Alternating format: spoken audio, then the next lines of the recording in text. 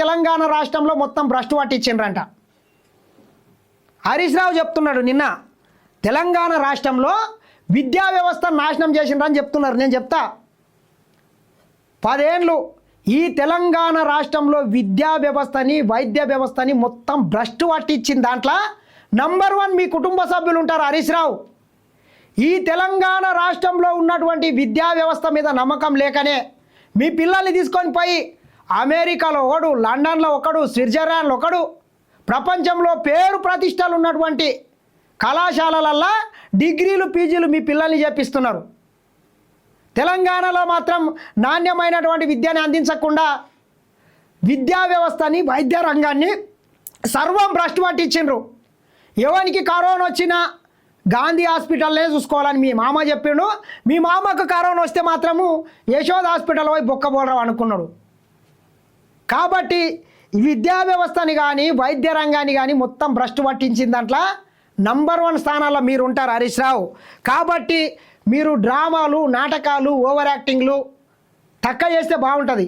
మీరు బాధ్యతాయుతమైనటువంటి ప్రతిపక్షంలో ఉన్నారు. ఏమన్నా ప్రభుత్వానికి 4 పనికొచ్చేటటువంటి సలహాలు కావచ్చు, సూచనలు కావచ్చు ఇవ్వండి. కానీ అంతేగాని పొద్దుగాల లేస్తే పొద్దుమికల్ల లేస్తే పిల్లి లేక శాపం పెడతా అంటే పిల్లి శాపం పెడితే ఉట్టి తెగిపడదు. రేవంత్ రెడ్డి గారికి కూడా ఏం కాదు. ఎందుకంటే ఆయన మీలాక ఫామ్ హౌస్లో వండుకోవట్లేదు.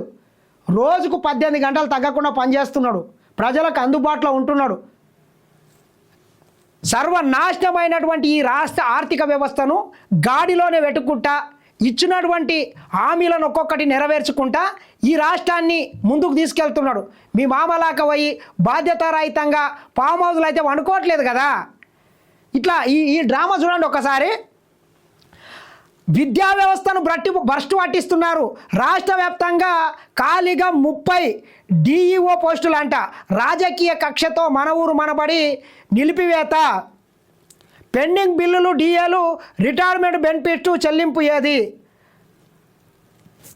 ఆల్లేదు సోల్లేదు, అల్లుని పేరు సోమలింగం, మింగమెత్తుకు లేదు మీసాలకు సంపంగా నూనె అనేటటువంటి ఒక సామెత ఉంది కదా. అట్లా మన ఊరు మనబడి పేరు మీద ఒక డ్రామా చేసి అనవసరంగా కోట్ల రూపాయల పనులను కాంట్రాక్టర్ల ద్వారా అపోజు చేపించి మీరు సర్పంచుల ద్వారా ఒక్కనికి ఒక బిల్లు చెల్లించకుండా భ్రష్టు పట్టించినటువంటి ఘనత మీది.